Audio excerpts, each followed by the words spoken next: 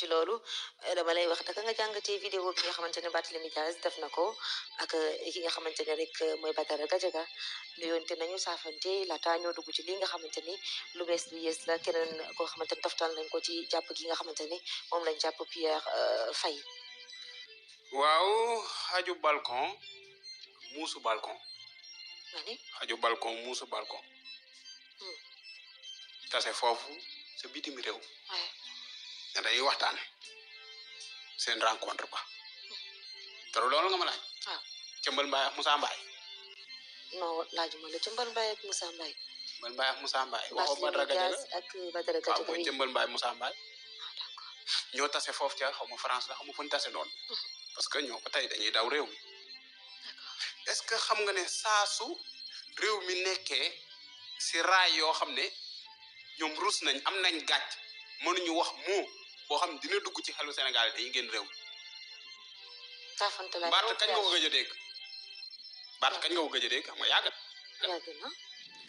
Batzo toroxal bi ko Amadou Ba toroxaloon foofu ca quartier général loolu daf koo jàpp ba léegi ba keroog bi mu mujjee génne quartier général jour bi kii waxee bi mu mujjee génne si jàkkaarloo.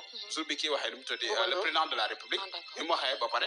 jour boobu bi mu génnee bi quartier général amee bi kii amee nu mu tuddee jàkkaarloo. da doon jaxase rek xamul lu muy wax.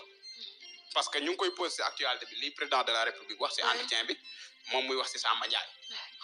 Samba Ndiaye xëyagul parce que dafa am benn traumatisme bu dugg ci moom fan la jóge mooy la xewoon ci quartier général.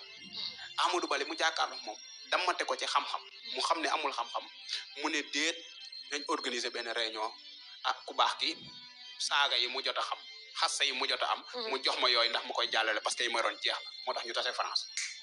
d'accord léegi Bart da ko war a jàngal saaga. parce que gis na ne booy bi mokkalul. da ko war a jàngal xasse. da ko war a jàngal sos yeneen sos yu dëgër. boo seetloo si vidéo bi. Bart a ngi naan nii bu dikkee Cëmbal Mbaye naan yow moom falsifié rek la man. d'accord vidéo bi sax dañ koy seetaan. waaye nañ ma tegal vidéo bi Fallou may ma ko. xoolal enseignement bi xoolal enseignement xoolal saa yi mel ni muus muy déglu xoolal Bart enseignement bi muy naan Sonko nii dañ ko def nii dañ ko wax ko lii defal nii nangam nii bu dikkee saa yi mel ni élève comme xale bu ndaw comme bébé ki ne muy jàng jardin di déglu nii bébé ki ne muy jàng jardin ni mu war a dégloo bu dikkee ndeysaan xoolal prof baa ngi wax ak moom fi mu ne ay mathématique la koy dóor 4 plus 4 égale 5 boo ko jàppee jàkkaarloo nii ngay wax nii yow ni nga waxee bii passé baaxul li nga def bii passé baaxul li moo tax Sonko wala waa kër Sonko di leen defal affaire du noonu xola fii boo dugalee lii da ngay répliquer bu ko may mu wax bu dikkee saa naan nii gis nga déglu comme muus ma boo dugalee bu ko may mu wax Amadou Ba keroog ni nga dundee moom du noonu dama waroon a tàggu avant nga fay dem bu dikkee booy bi di ko déglu fi mu ne booy bi comme élève CM2 xoolal comme élève CM2 ak li muy déglu buñ ne la kii làmmañ bi noonu la rëy te amul xam-xam doo ko gëm moom Batso xool ni mu taxawee fi mu ne xam nga ban toogaay la am ban toogaay la am élève bu jardin